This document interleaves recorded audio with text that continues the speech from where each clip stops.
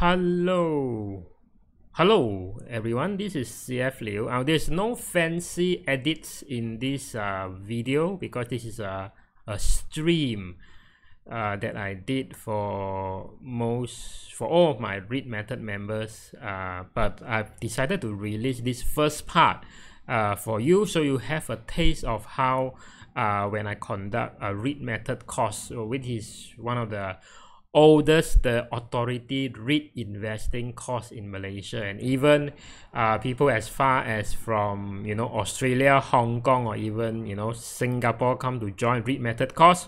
Now, if you do not know who I'm CF Liu. My name is CF Liu, and I actually is the chief coach of REIT method, which I co-founded the course KC Lau some time ago I think in 2012. So we actually, over the years, investing course, how is it different is that we actually use this REIT investing as a method to restructure in view of the massive property slowdown. There are some people who have a property portfolio which they either have paid off or almost paid off, or when they are getting retirement at the retirement stage, and they do not want to hold so much illiquid property portfolio anymore. It could be in millions normally when it comes to property portfolio, but they are having they don't want to manage tenant. There's a hassle in it. There's a downtrend in the rental. So with all this thing affecting them in terms of cash flow and whether it's viable for them, the time involved to actually still manage their property, so they want to restructure that to still give them enough sufficient cash flow in terms of same like a rental income, but we are using real estate investment trust or REIT to actually still give them the same or even better increasing rental income. So it's about restructuring.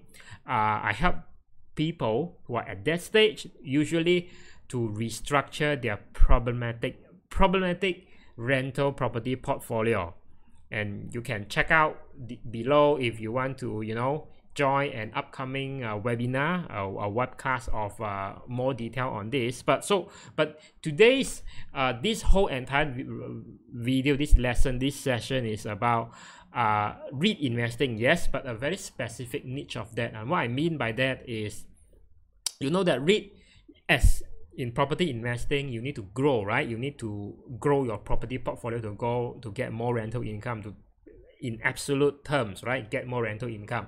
So every now and then, when a REIT manager actually have this identify a good property to buy and get this property inside the property portfolio, they will issue something called what I'm showing you over here, and which I already also have a copy of it, what I call as this is KIP REIT, okay, KIP Real Estate Investment Trust in Malaysia.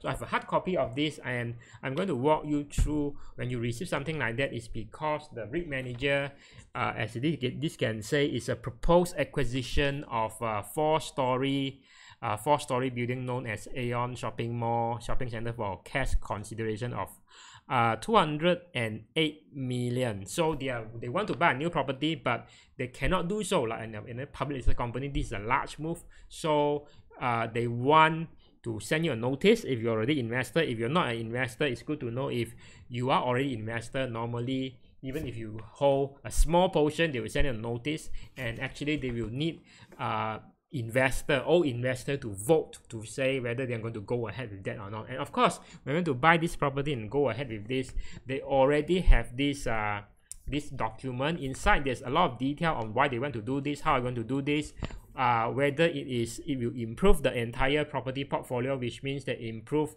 the entire rental income, which improve if you are an investor, improve the overall dividend income or the rental income we are going to receive. So when they send you this, it's very good to know as an investor to dissect this report, which what I'm going to show you. We're going to walk you through here for this today. So first of all, I'm going to go through what I've highlighted in my hard copy. this one. But I'm going to show you here in this screen what is actually so I'm reading. I've highlighted so you know which one of this is important, because this is relatively a short document. It's only about 40 pages, but still you don't because there's a lot of things that if you are not a savvy investor or a legal person, you are just a layman or a retail investor, it's likely you might skip some things which are important, or you might some portion which is not so important but it's written in a way that you're not able to understand, so therefore you might have difficulty understanding that, which I might come into here and explain to you what's important, and if it's not important I will ask you to skip. That being said, let's jump right into it. So I'm going to walk you through this, and the subject of what we're going to discuss today is this, right? Proposed acquisition of 4-story building known as blah blah blah for 208 million. So this is the title. Of course, it's important. Now, you know that for any of these special meeting for shareholder to vote, right? You know that there will always they will always organize a meeting, and if you are not able to attend, I mean, you can just ignore that, meaning that you're forfeiting your rights to vote, which is fine, right? Which is fine. I don't go to this, and anyway, right? If it's good, then I think whoever that is attending the meeting, whoever that's voting, they should know what they're doing. So I'm busy doing this for you, so I don't, even though I'm an investor, unless it's a very important thing, a decision which against what the majority thinks, then it's okay to skip. Having said that, you can also send a proxy, which is in any meetings, like you can send your so-called a proxy or your wakil to represent you to vote, which is what it states over here. So this is again pretty standard. So the other thing that you might want to pay attention to, now I'm going to scroll down to this page, is this one, right? Okay, I'm going to maybe change this to maybe a square, okay? A square. So the lease agreement, so you're buying a property, so this property is currently tenanted, right? So this property tenanted, and the tenant agreement, the lease agreement is actually 10 years, expiring in 2025. So this is good. So at least you know that this property is not expiring soon. Now, by the way, this shopping mall is only tenanted by one major tenant, which is 100% occupancy, and that is Aeon. Aeon, is the so-called the big corporation, the Aeon shopping mall. So for real estate investment trust, this is normally the standard procedure. They would always want to send you these details, and then you can scroll this too. This is just the definition of whatnot, and then this is another very important detail on here. This is the so-called this page, right? This page indicated by page 2. So for this real estate investment trust or REITs, you can see this is important. It says occupancy 100% leased to a tenant at the date of this circular. The date of this circular is in let me see. It's actually in March 5 of March 2019, and you can see this is 100% occupancy, which is good. So they want to acquire a property which already tenanted with a tenant agreement that lasts up until 2025. Also important is you look at this current rental income per month or per annum. So monthly, on a monthly basis, it is actually drawing 1.36 million currently, as in 2019, and on an annualized basis, drawing 16.3 million based on this property alone. Now, whether this is good or not, we are going to see. We are going to actually evaluate, right? We are going to evaluate, but I'm not going to do this session in like stretch it too long. I'm just going to do this in just a first part, and then will be second part where we will have a more detailed analysis. So what else is important? Now we want to see as we scroll this too. Okay, hold on. Other endorsement. I think this is also important information, right? This one. It says 10 years until 2025, right? Okay, this one. But up until 2025, the lease actually expire, but they have the option to extend the duration of the lease for a further 5 years until 2030. And you know that this property is actually freehold, term in perpetuity, which is freehold. So As you can see in the title, right, and you're going to see this title. The title of this is they want to acquire this property at what? At this one, right? This price 208 million. But if you can see page 3, which I'm going to scroll through again over here, page 3. Okay, page 3, what happened is that this is an important piece of information saying that this property, they have entered into a so-called S&P agreement, which is undertaken at November 2018. Okay, no, not 2018. Per se gone after okay, not yet. I have to correct. It said that in November 2018 there has been 2 rounds of valuation. First valuation, I think, was appraised by independent value on 17 August 2018, and the full valuation of the property was undertaken on 23 November 2018. Both of them with a consensus to say that this property is actually valued as 220. So what we are seeing over here that the KIP REIT, the REIT manager, is buying this property at 208. Okay, but this property value is 220 million. So they're actually getting a discount over here, which is good, right? Which is good. Okay, so they are buying that at below market price. Now, when we say that it's below market price, we buy at a below market price. From a buyer standpoint, you know that it is always good, right? It's always good. So moving on, what else is important? So moving on, 2.52 over here. They say that okay, this is just a term of agreement of the payment and delivery of document. Now this is pretty standard terms when it comes to sales and purchase agreement for property, especially for commercial property. What we want to do is jump to part 2.6. okay, what is 2.6? okay, 2.6, the leaser. Leaser is in layman terms, they call it a tenant, right? Tenant is a Kinta City Sdn Bhd. No, the leaser. Okay, the leaser is currently is Kinta City Sdn Bhd. Okay, so what happened is this KIP REIT is buying this from the current landlord, the one that leased this property is Kinta City Sdn Bhd. The leasee, the tenant is Aeon Bhd, right? The shopping mall, right? It used to be called Just Go.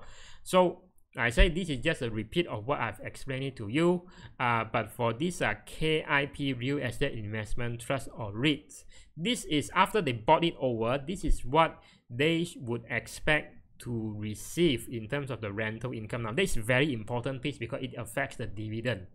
Okay, so with this acquisition of property, you expect that, of course, we expect an increased dividend, right? Not immediately, but over time. Okay, over time. So but with that, we are going to start with this very straightforward thing, which is the rental, right? The rental, they say that again, this rental is until 2025. So you can see over here the rent for 5 years period from the current existing tenancy agreement, which is 2015 to September 2020, is 13 million per annum, plus the sum equivalent to 8% per annum of each of the reimbursement payment by the leaser through the leasing between by the landlord to the tenant by agreement. So it's 8% of what is being renovated, the renovation value, right? Renovation value to increase the value of the property. So they also charge a certain percentage of that, which is 8% of that, which comes to what? Just now, I'm going to scroll back to here because 13.7 million plus 8% of this figure is actually what? Is actually this one. This one, right? 16.3 million per year. So they are talking about this figure. So just now what I show you is just they are just breaking down this figure for you. Okay, this here over here, right? Yes, over here. So they're just breaking down this figure for you. And when it comes to, I would put it in a layman term to say that this 13.77 million per annum in terms of rental is the base rental, the base rent. No matter what, up until 2020, the lease agreement or the tenancy agreement says that they're going to receive this per annum. This is just you know, something that is a variable. But this, I think, as they go more refurbishment or enhancement of the land on building, the value of this extra refurbishment will go up. So, but this 8% actually stay fixed for the second half of the 5 years period, which you can see over here. I'm going to scroll down over here, right? From 2020 onwards, the second half of this lease agreement up to September 2025, they would have a base rental of 15 million. Okay, 15 million, which is good, right? You see that there's an increase from 13 million per year to 15 million, and even at the base rental. But this one, of course, is expected to increase. Again, the rate is fixed, 8%. So normally when it comes to variable rental income, a percentage, normally they don't really change that a lot. But we are banking on the change of incremental works rental, meaning that there's a refurbishment and enhancement of the property value. They're going to charge that based on that. So if after a 10 years period, as you can see over here, if they're going to extend to 2030, okay, up from 2025 to 2030, then the rental again actually rises up to 16 million base rental. The percentage of this is still the same. Okay, so there is also, I think it's a very important point, which is comes to 3.0. Okay, now 3.0, you can see over here, I'm going to again change it to this highlight. The management company in this sense refer to the KIP REIT, or Real Estate Investment Trust, right? They say they provide unit holder, shareholder like you and me. I'm an investor with regular and stable income, achieve growth long term, blah blah blah. And it expect to long-term acquisition as the rental yield contracted until this one. Further, the vendors enhance the property. So this clause is actually quite important because it says that at the existing situation, in the year 2017 and 2018, the vendor has recently enhanced the property, which means that this property has gone through quite a bit of refurbishment and renovation work, which is how this 32 million come about, right? And they have a 8% charge of this as the variable rental in the past 2 years. Therefore, what they are saying over here, that after they bought this property, you see, you just renovated the property. There's no really urgent need for you to renovate it again just because another tenant and another landlord takes over. So with that, this 8% is fixed, right, of their variable and rental, but it banks on their ability to get logically to do refurbishment and renovation work will increase the value of the property. However, it's minimal in the upcoming 3 years, on the first half of these 5 years of the 10 years lease, is because they already done so for the first 2 years. So we will expect the upside would not be as much, okay, in the next 3 years. Okay, I'm glad that they actually review this transparently to us. It's really a good thing, really a good thing. And the other important thing, I think, is this. After they bought this property, now KIP Real Estate Investment Trust, okay, KIP or KIP REIT, they currently have only a gearing of 14.11%, which is the what we call the debt, bank borrowings over their total property value. Now KIP REIT, if you're not a REIT method members yet, students or whatnot, I will recommend you to see what's below here, and go to reitmethod.com, and you want to actually join maybe a upcoming webinar for that, so I can tell you more. But this is for some of you already a veteran, and this is the first part of how to read this so-called acquisition, how to evaluate, how to think. So if you are not at that stage yet, so you want to go backtrack a bit, go to reitmethod.com, join an upcoming webinar, so you have more idea of what I am actually talking about here. But for those of you actually have some idea, that a gearing, meaning that a REIT, they have some borrowings, they have some assets. So every time they want to borrow money, they're going to charge these assets to the bank, right?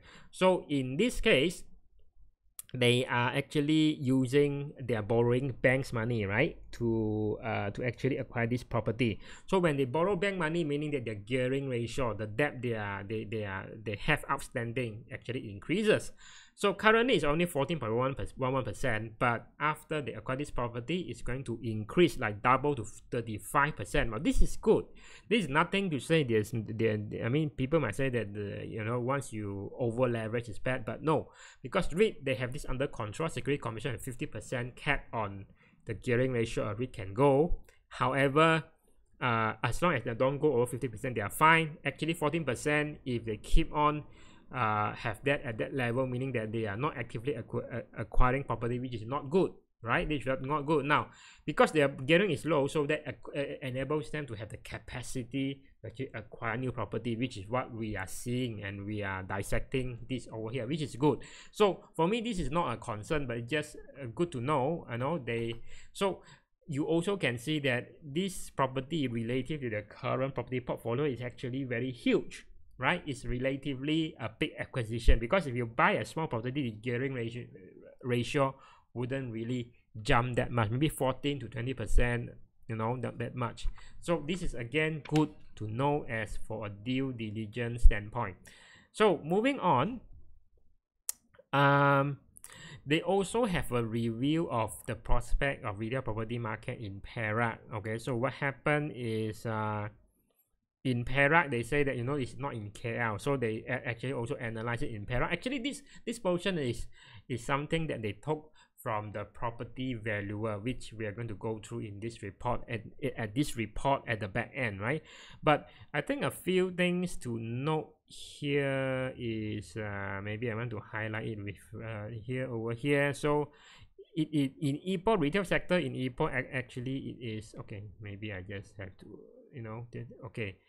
It is a declining trend as a gradual decrease in demand due to e-commerce and all that, which I guess some of you already know. And then the other thing, very interesting, they say that it is not, it is also okay because of what? If you read here, which I think is very important,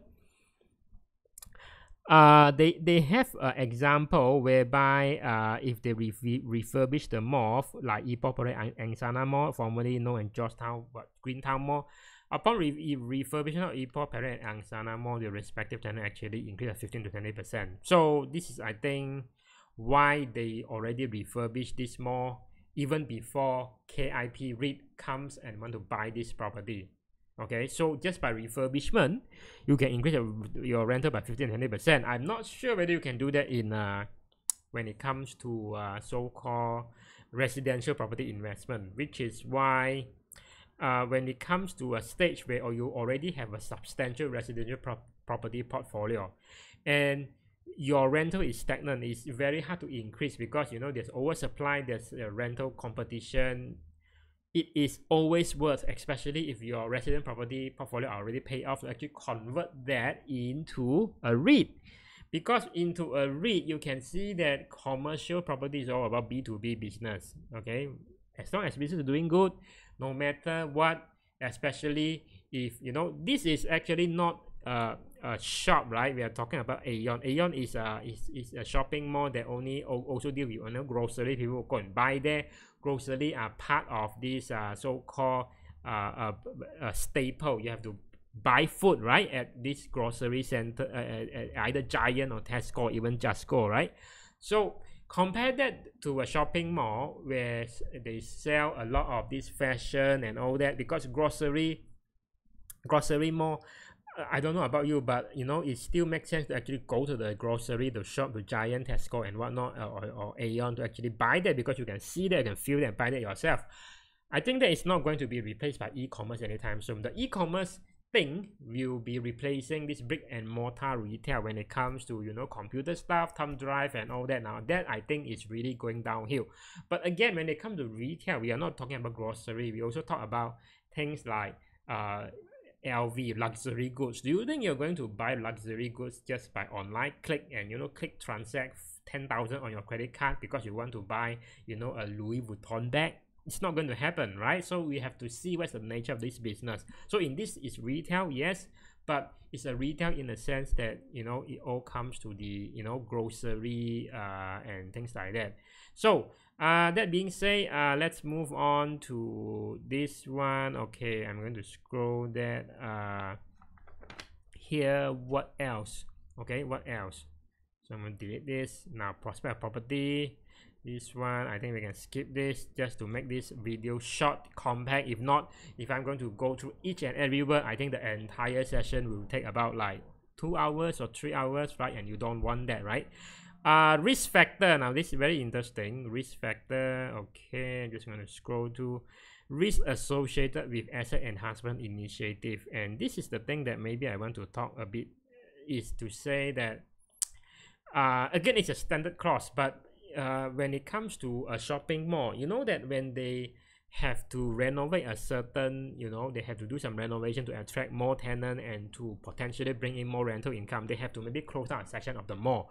So when they really do that, what's going to happen, like probably before the new tenant come in, then I mean with the increased expense, but you don't really generate income yet, right? Because it's like you have a new property, you want to rent it out, you have to fork out certain amount of money from your pocket before your rental will come in and they occupy it full-fledged run already on go and full force. Then you can only see the money coming in. So there's always a risk for that. So when you see that REIT, okay, or real estate investment trust, they have new asset coming in, you see there's an increased property expense, but at the same time they're acquiring a new mall, they're doing extension and all that. It is don't be too hasty to judge on saying that, hey, this dividend per year for this year is going down, dividend per share is going down, then therefore I'm going to bail, I'm going to sell because no longer good. No, that's not the case, because you have to evaluate on a case by case situation, right? Which a REIT manager, they already upfront tell you this, but a lot of investors just, you know, they just want to see some news like that without finding out more. They're going to just sell their REIT holdings, because this could be just a dip in 1 year. Then after the full financial year, whereby they start to have tenant, and then you give it 12 months after they have this full-fledged tenant, and then you will see, maybe they were going to see, assuming all other factors being constant, you're going to see the rental actually come back bouncing up. Okay, and the other thing is, this is also quite interesting. Just erase this and, you know, go to here. They say about compulsory acquisition by government of Malaysia. So there is also a risk, which again, I actually didn't cover this a lot, but you know that the government of Malaysia, they say that they have the power to compulsory acquire any land in Malaysia pursuant to blah blah blah blah blah, meaning that they can say that I need that land for do airport or for government initiative. No matter what, I'm going to pay you maybe enough, maybe not enough for compensation, but this land I'm going to acquire that. So they say that there is also a risk by here, right? Which is, I think they are being very transparent on that. If the property government at a point when the market value of property has decreased, the level of compensation paid to REIT is less than the price which REIT pay for the property. This will have an adverse effect on the KIP REIT financial position as a result of operational prospect, right? So this is again very pretty interesting. Okay, now moving on, I'm going to sit still. Okay, I'm going to moving on this one. Okay, I'm going to, so competition risk. Competition always exists.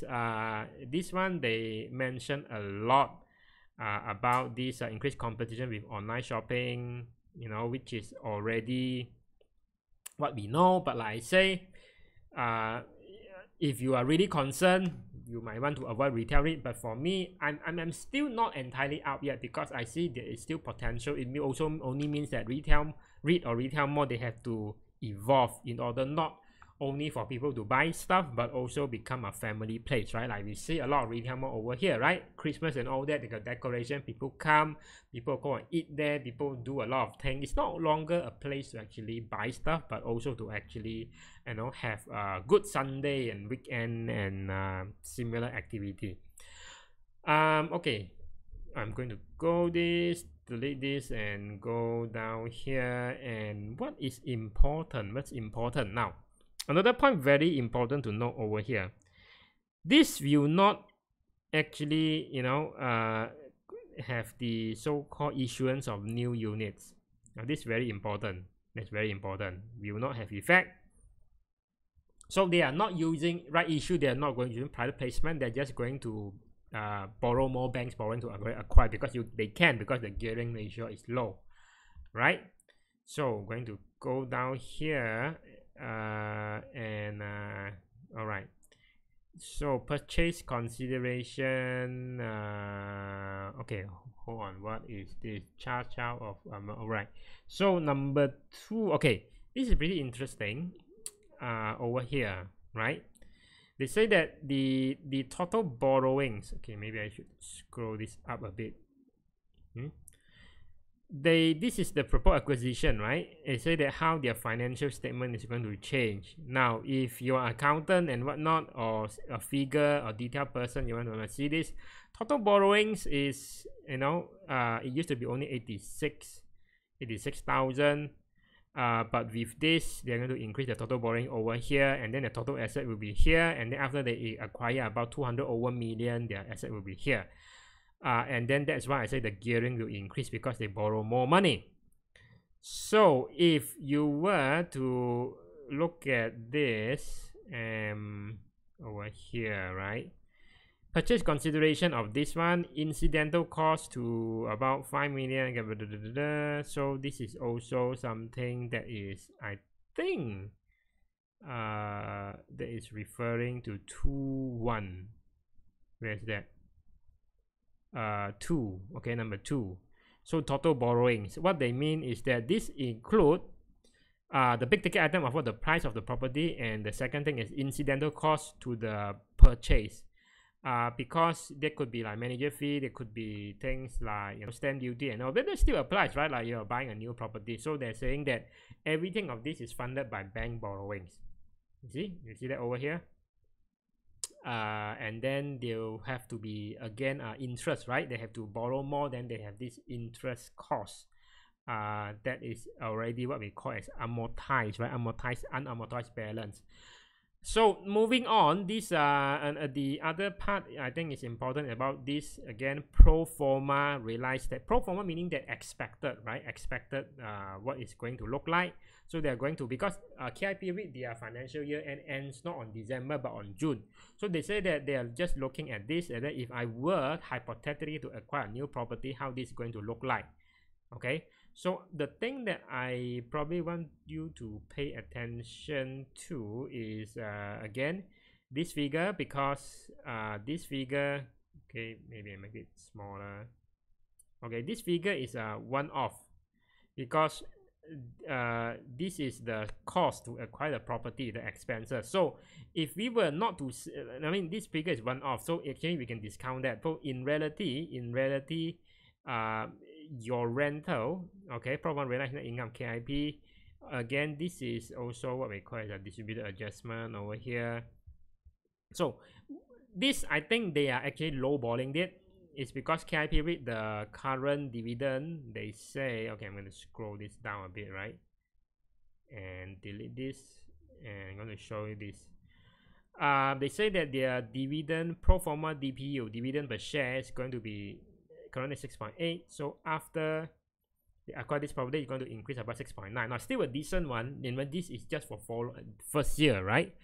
But you have to bear in mind that actually they actually put this in, right? One-off expenses, which shouldn't be here if I were to see it. So, but they want to put it in because they want to lowball it. But I think that this one, distribution adjustment, which we are going to see what is this about. Okay, note number 4, and this one, note number 3. So I would presume, I would actually estimate future dividend per share by not taking this and this into account, because these two are actually one-off item.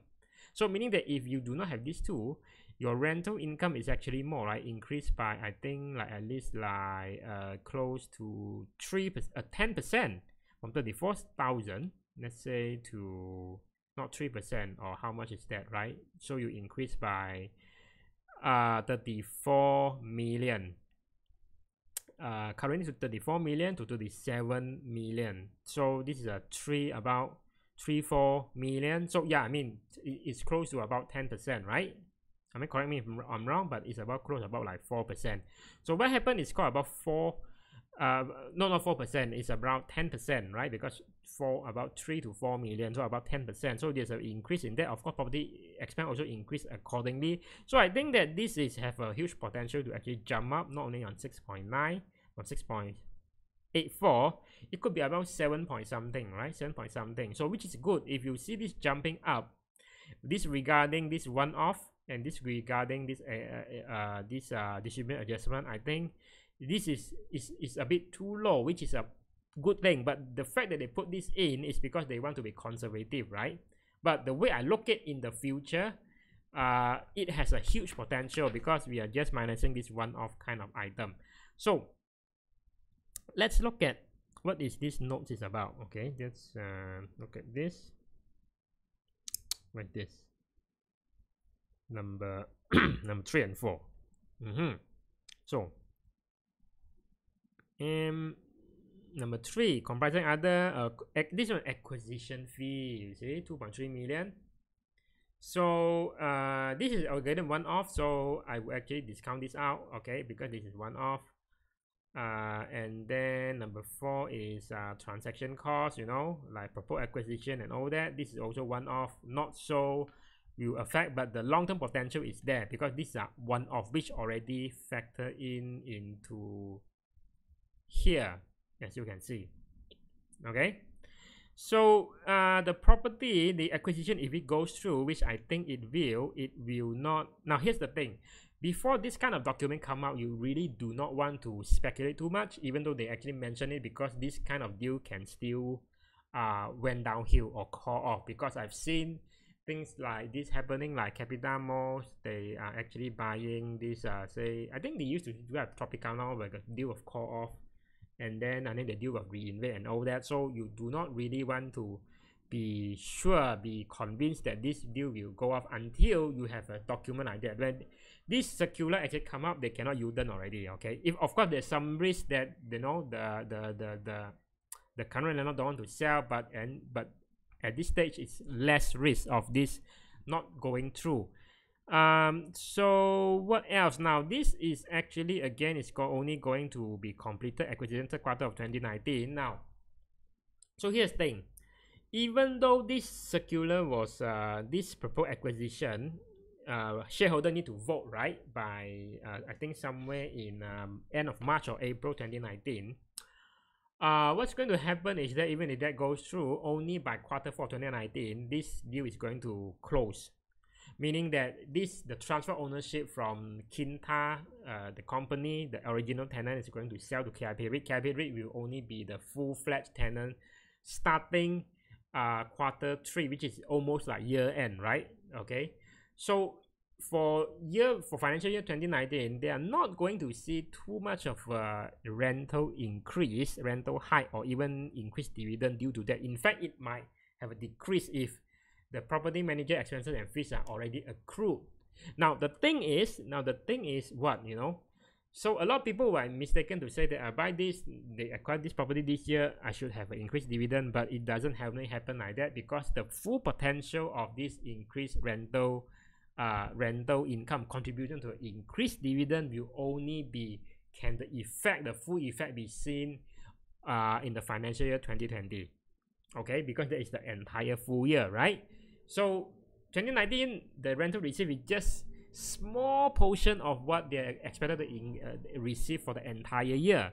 So it's not a true reflection. So I will only judge this by whether this property is really a good acquisition. But at that time, you just have to have faith that it's going to be. If you really want to invest, you're going to go in and at this point of time to take advantage of what many people would not do at this point of time, so that you can reap the benefit in 2020, where people say they'll increase, then they will only go in, but they're going in at a higher price already, whereby you go in at a lower price. Okay, make sense? Okay, if you don't just hit comments below and, you know, see whether what I say makes sense or not. So investing is always like that. It's about having the information is one thing, like I'm going through this review, but knowing how to think long term, at least like 1, 2, 3 years ahead, and to say that whether this is going to be good or not is another thing. Okay, this is why I want to share this with you now.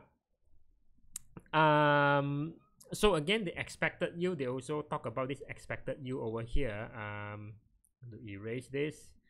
But this expected yield, they're just calculating is based on 30 June 2018, which is already outdated. But you know, in the second part, I'm going to share more about how I'm going to look at this acquisition, what is the rental yield or dividend yield I'm going to receive based on the current price.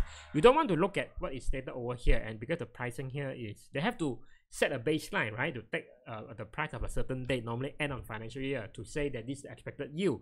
But your yield is not, make your decision to enter is not based on that. You have to look at your price at the moment when you want to enter. Okay, so that being said, approval require corporate. So what else? I think this at the second part of this is what we call as the valuer report, property valuer report, valuation asset valuation guidelines set by Security Commission, which is this. You know, this is the thing, right? I'm going to use this and to say this further illustrate this.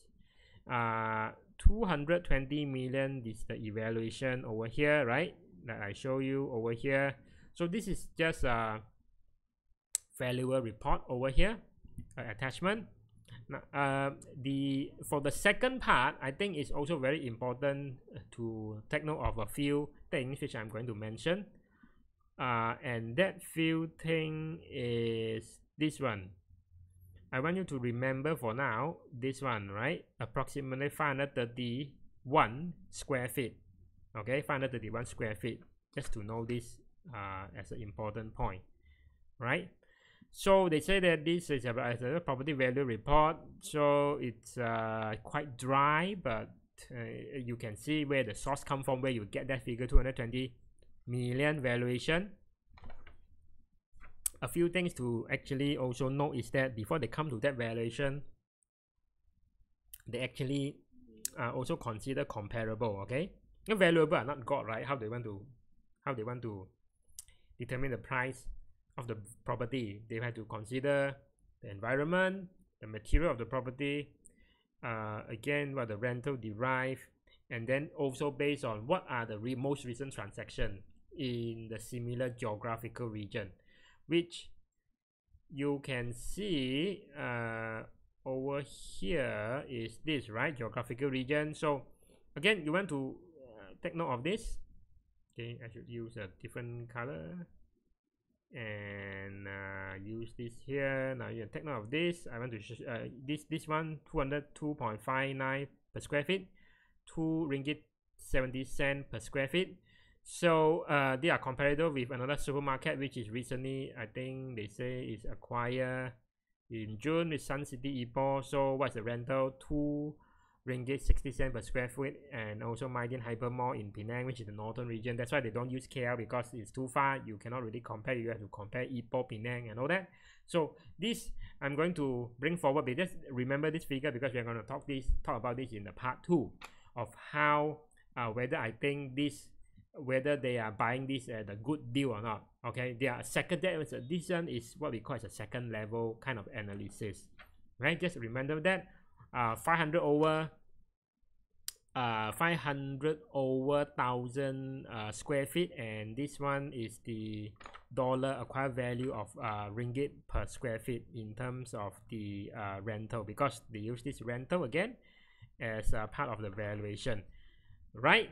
So I hope this summarizes it. I think at the end of the day, you know, at the end of the day, I think this is okay. This is as important. It is the details that I want to walk you through in this short, precise, I hope concise video of what to look at, what are the important figures to look at. You can look at this just for knowledge. CIMB Group is the principal advisor for this acquisition. Other than that, these are just the proxy form and all that. Nothing too important over here. So I've covered all the important things in this. So we are going to do in part 2. Now part 2, if you are already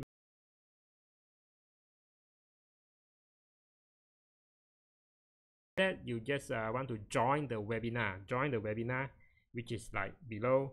Subscribe if you find this lesson useful, and if you find this useful, or if you have any questions, comments below. And you can see, click on my face to actually subscribe to CF Liu channel.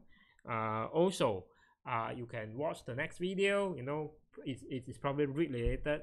And I hope to see you back again in this channel. Hope this has been useful. This is CF Liu for REIT method. Go and below for an upcoming webinar. Okay, I'll see you actually in the next lesson.